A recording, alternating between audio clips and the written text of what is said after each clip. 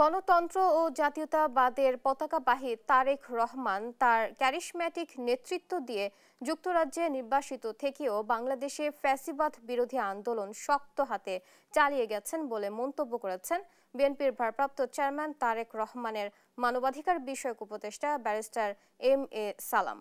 শনিবার দুপুরে নগরীর একটি হোটেলে সিলেটে কর্মরত গণমাধ্যম কর্মীদের সাথে জুলাই গণঅভ্যুত্থান, আগামীর বাংলাদেশ ও তারেক রহমান শীর্ষক মত বিনিময় সভায় তিনি এসব কথা বলেন।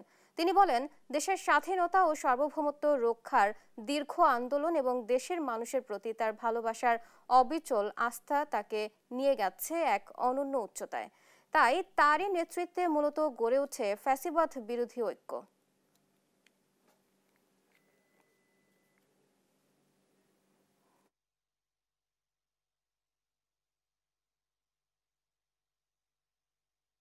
জুলাই অভ্যুত্থানের মধ্যে যে ফ্যাসিবাদ ও খুনি হাসিনার কবল থেকে দেশ স্বদেশের আপামর জনগণকে মুক্ত করেছেন।